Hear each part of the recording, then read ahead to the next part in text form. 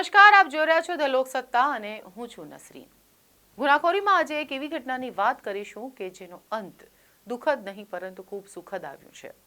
જી હા, એક એવી ઘટના અત્યાર સુધી જાણે ફિલ્મોની ઘટના લાગતી હોય, ફિલ્મોની કોઈ સ્ટોરી લાગતી હોય તેવી ઘટના ઘટી છે। હકીકતમાં આ વાત છે મુંબઈની। મુંબઈમાં એક બાળકી જેનું અપહરણ થયું અને 9 વર્ષ બાદ તે ફરીથી પોતાના પરિવારને મળી। તો શું થયું એ બાળકી સાથે આ 9 વર્ષમાં? કોણ હતી આ બાળકી? તમામ જાણકારી હું આપને આપીશ। ગુનાખોર ગર્લ નંબર 166, જી હા, 166 નંબરની છોકરી, 166 નંબરની દીકરી જે ગુમ થઈ હતી અંધેરીમાં આવેલ એક શાળામાં। અંધેરીમાં આવેલ એક શાળામાં ભણતી 7 વર્ષની પૂજા ગોડની આ કહાની છે કે જે 22 જાન્યુઆરી 2013ના રોજ પોતાની શાળામાં જતા પહેલા જ ગુમ થઈ ગઈ હતી। હકીકતમાં તે અને તેનો ભાઈ, તેનો મોટો ભાઈ શાળાએ રોજની જેમ નીકળ્યા હતા, પરંતુ રિસેસમાં તેને કંઈક ખાવા માટે, કોઈ નાસ્તો લેવા માટે રૂપિયા જોઈતા હતા, પૈસા જોઈતા હતા અને તેની જીદ તે પોતાના ભાઈ સાથે કરે છે। તેનો ભાઈ તેને સમજાવે છે કે આપણે રિસેસમાં કોઈ પણ વસ્તુ જે પણ તને જોઈતી હશે હું તને અપાવી દઈશ, પણ આ પૂજાની જીદ હતી કે ના, મને અત્યારે જ રૂપિયા જોઈએ। તેના ભાઈએ તેને ના પાડી। પૂજા રિસાઈ ગઈ। પૂજા સ્કૂલની અંદર ન પ્રવેશી, તેનો ભાઈ જતો રહ્યો કે લેટ ના થાય। ત્યારે નજીકમાં જ ઊભેલું એક દંપતી જેનું નામ હતું હેરી ડિસોઝા અને તેની પત્ની હતી સોની ડિસોઝા, એ બંને જાણે કે શિકારની લાયમાં ઊભા હોય તેમ તેમની નજર પૂજા પર પડી અને તેમણે મોકાનો ફાયદો ઉઠાવતા પૂજાને આપી દીધી લાલચ।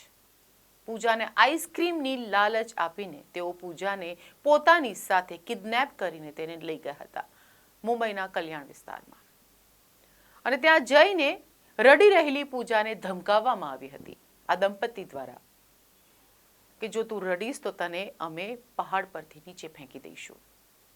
જેવી રીતે જાણવા મળી રહ્યું છે, પોલીસ તપાસમાં સામે આવ્યું છે કે એ વખતે દંપતીની સંતાન હતું, તેમનું કોઈ બાળક ન હતું। વર્ષોથી તેઓ ટ્રાય કરી રહ્યા હતા અને બાળકની લાલચમાં તેઓએ પૂજાનું અપહરણ કર્યું હતું। ત્યારબાદ તેઓ તેને લઈને વિરાર ગયા। મુંબઈમાં જ જે વિસ્તાર છે વિરાર, ત્યાં ગયા, ત્યાં 2-3 મહિના રોકાયા। ત્યારબાદ ફરીથી તેઓ પૂજાને લઈને ગોવા જતા રહ્યા, ગોવામાં રોકાયા અને ત્યારબાદ તેઓ ફરીથી મુંબઈ પરત ફર્યા હતા। ત્યારે જ જે પૂજા છે ગર્લ નંબર 166, જ્યારે જે એક પોલીસ અધિકારી હતા ભોસલે, એએસઆઈ ભોસલે, તેઓ ખૂબ જ સક્રિયપણે તમામ જે મિસિંગ છોકરાઓ હતા તેમને શોધી રહ્યા હતા। ત્યારે પૂજા ગોડનો નંબર હતો 166, 166 નંબરની મિસિંગ ગર્લ। તે ખૂબ જ ચર્ચિત હતી અને તમામ લોકો, તેનો પરિવાર તેને શોધી રહ્યો હતો। તેના જગ્યાએ જગ્યાએ પોસ્ટર લગાવવામાં આવ્યા હતા। ત્યારે તેને ડર હતો, આ દંપતીને ડર હતો કે અમે પકડાઈ ન જઈએ, કેમ કે શોધખોળ ખૂબ ચાલી રહી હતી, પોલીસ ખૂબ જ સક્રિયપણે કામ કરી રહી હતી। ત્યારે તેમણે પૂજાને કર્ણાટકમાં આવેલ એક હોસ્ટેલમાં ભણવા માટે મોકલી દીધી હતી અને ત્યારે જે સોની ડિસોઝા છે, હેરી ડિસોઝાની પત્ની, તે પ્રેગ્નન્ટ હતી। બચ્ચું આવ્યા બાદ તેમને લાગ્યું કે હવે તો પૂજા મોટી થઈ ગઈ છે। 1 વર્ષ બાદ પૂજાને ફરીથી તેમણે મુંબઈ પોતાના નિવાસસ્થાને બોલાવી લીધી હતી પોતાના નવા જન્મેલ બચ્ચાની દેખભાળ માટે, એટલે કે બેબી સિટિંગ માટે। ત્યારે અસલી ખેલ શરૂ થયો હતો। હવે પૂજા થોડીક સમજણી થઈ ગઈ હતી। પૂજા પર અત્યાચારની એ હદ થઈ હતી કે તેને સોળ પાડવામાં આવતા હતા, બેલ્ટથી મારવામાં આવતું હતું, વેલણથી મારવામાં આવતું હતું, તેને લાતોથી મારવામાં આવતી હતી અને તેની પર અત્યાચાર એ હદ થઈ ગયું હતું કે તેને ડરાવવા, ધમકાવવામાં આવતી હતી। કેમ કે હવે તેમને પોતાનું બાળક આવી ગયું છે। બીજી તરફ જે હેરી ડિસોઝા હતો તેને ફાઇનાન્શિયલ ખર્ચા વધુ લાગવા માંડ્યા હતા। 2 બાળકો થઈ ગયા હતા, એક કે જે પૂજા કે જેણે તેઓ ઉઠાવી લાવ્યા હતા ગેરકાયદે રીતે, તેનું કિડનેપ કરવામાં આવ્યું હતું, અપહરણ કર્યું હતું, અને બીજું પોતાનું બાળક, એ પણ બેબી ગર્લ હતી, એક દીકરીને જન્મ આપ્યો હતો સોની ડિસૂઝાએ. પૂજાને જે હદે માર મારવામાં હતો, પૂજા કંટાળી ગઈ હતી અને આખરે પૂજાને કામ કરવાની તેઓએ પરવાનગી આપી અને તે બેબી સિટિંગમાં જે એનજીઓ જેવી જે સંસ્થા હોય છે ત્યાં તેને કામ મળ્યું અને ત્યાં તે કામ કરતી થઈ હતી. ત્યાં તેની એક દીદી બની હતી, એક મહિલા કર્મચારી, સહકર્મચારી કે જેનું નામ હતું પ્રેમિલા ધર્મેન્દ્ર. આ પ્રેમિલાને પૂજાએ ઘણી વખત કીધું કે મને આ જે મા બાપ છે મારા, એ મારા અસલી મા બાપ નથી. ત્યારે પ્રેમિલાને લાગતું કે આ તો કોઈ ઝઘડો થયો હશે એટલે આવું કહેતી હશે, પણ હકીકતમાં તેને હકીકત ન ખબર હતી. આખરે તેને વિસ્તારથી પ્રેમિલાને પોતાની આપવીતી જણાવી. ત્યારે પ્રેમિલાએ તમામ ચક્રો ગતિમાન કર્યા અને મિસિંગ રિપોર્ટ્સનું તેને સર્ચ કર્યું. તેણે પોલીસ ખાતે જઈને કહ્યું કે સો એન્ડ સો છોકરી, આ જે પૂજા છે, આ ટાઈમે તે સ્કૂલમાંથી ગાયબ થઈ હતી, તેને આ લોકોએ તેનું અપહરણ કર્યું હતું.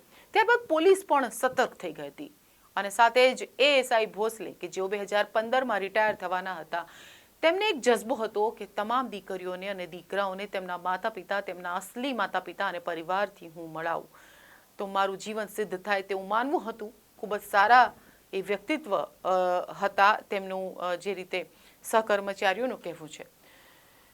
તો તેમને જ્યારે તેમની પાસે આ વાત ગઈ કે પૂજા નામની દીકરી, પૂજા નામની એક છોકરી કે જે 2013માં ગાયબ થઈ હતી, 7 વર્ષની ઉંમરમાં તે સ્કૂલ પાસેથી ગાયબ થઈ ગઈ હતી અંધેરી વિસ્તારમાંથી, ત્યારે તેઓ પણ એક્શનમાં આવી ગયા હતા. તમામ પોલીસ મથક એક્શનમાં આવી ગયું હતું અને જે પૂજા છે તેની લાગતા વળગતા તેના પિતાનો નંબર કે અન્ય કોઈ નંબર તેઓએ કાઢ્યા અને તેમાંથી 3 નંબર તો ન લાગ્યા, પરંતુ અન્ય એક નંબર લાગી ગયો હતો અને એ નંબર હતો પૂજાનો પાડોશી રફીકનો.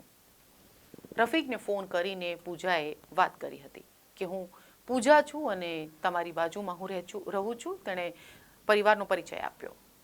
ત્યારે રફીકે કહ્યું વિડીયો કોલ કરો. વિડીયો કોલથી પૂજાએ રફીક સાથે વાત કરી. રફીક તેને ઓળખી ગયો અને રફીકે તેની માતા પાસે લઈ ગયો હતો, પૂજાની માતા પાસે, અને ત્યાં જઈને મા અને દીકરીની વિડીયો કોલ પર 9 વર્ષ બાદ વાતચીત થઈ. ત્યારે જે વાતાવરણ હતું તે ભલભલાના આંખમાંથી આંસુ લાવી દે તેવું હતું, કેમ કે આ સમયે પૂજાના જે પિતા છે તે દુનિયામાં રહ્યા ન હતા, તેમનું અવસાન થઈ ગયું હતું.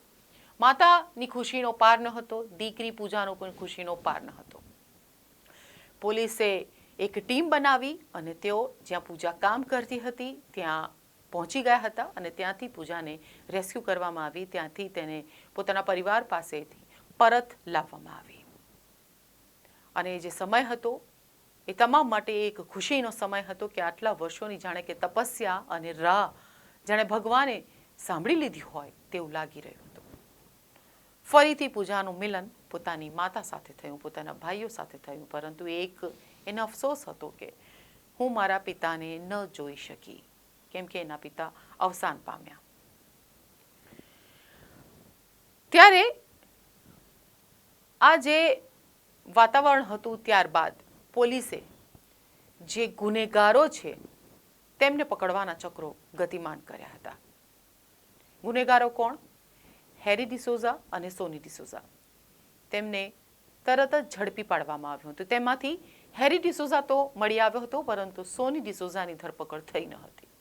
ત્યારે આસપાસના લોકોએ, પૂજાના પરિજનો અને તેના પડોશીઓ અને વિસ્તારના લોકોએ પોલીસ પર પણ દબાણ કર્યું કે સોની ડિસોઝાની પણ ધરપકડ કરવી જોઈએ, કેમ કે તેના દ્વારા જ તેની પર અત્યાચાર, શારીરિક અત્યાચાર ગુજારવામાં આવતો હતો, મારપીટ પૂજા સાથે કરવામાં આવતી હતી સોની ડિસોઝા દ્વારા. તો આ હતી પૂજાની કહાની. ગર્લ નંબર 166, 166 નંબરની ગર્લ. કેમ કે 166 બાળકો ગુમ થયા હતા, તેમાંથી જે છેલ્લો નંબર હતો 166 તે પૂજાનો હતો પોલીસ રેકોર્ડમાં. એટલે પૂજાને પોલીસ ગર્લ નંબર 166 તરીકે ઓળખતી હતી અને એ રીતે તેની શોધખોળ કરવામાં આવી. તો કહેવાય છે ને કે જ્યારે આશ હોય ને, આશા હોય ને, એ આશાથી તમે સફળ થઈ શકો છો. ગમે એવી પરિસ્થિતિમાં જો તમે આશા છોડી દો તો પછી એ કામ બનતું પણ અટકી જાય છે. એવું જ કંઈક આ જે ઘટના છે, પૂજાની માને શું ખબર હતી કે 9 વર્ષ બાદ તેની દીકરી તેની સામે આવીને ઊભી રહેશે. અચાનક ફોન પર તેની દીકરીનો હસતો ચહેરો, રોતો ચહેરો જોવા મળશે. તેણે તમામ જે આશાઓ હતી એ તો ખોઈ દીધી હતી, પરંતુ એક આશા હતી ભગવાનથી, કે ભગવાન એની દીકરીને પાછી મોકલશે જ મોકલશે.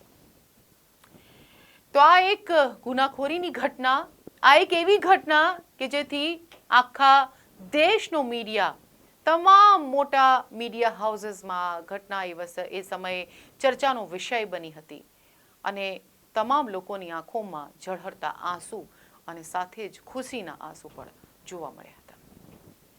તો આ હતી ગુનાખોરીની એક એવી ઘટના કે જેનો અંત ખૂબ જ સુખદ આવ્યો. અને સાથે જ આશા કરીએ છીએ કે પૂજાની જેમ જે બાળકો મિસ થતા હોય છે, હજારો બાળકો ભારત દેશમાંથી મિસ થતા હોય છે, ગુમ થતા હોય છે, તે પોતાના પરિવારને પુનઃ મળી જાય, ફરીથી મળી જાય. અને સાથે જ એક સંદેશ કે પોતાના બાળકોને ક્યારેય એકલા ન મોકલવા, ખાસ કરીને શાળા કે કોઈ પણ પબ્લિક પ્લેસ પર કોઈના પણ ભરોસે તેમને એકલા ન મોકલવા, કેમ કે દુનિયા બહુ જ ખરાબ છે. સ્વસ્થ રહો અને સતર્ક રહો, એ જ આપણું એક સ્લોગન છે. ફરીથી ગુનાખોરીમાં આપની સાથે મુલાકાત થશે. રજા આપશો. નમસ્કાર.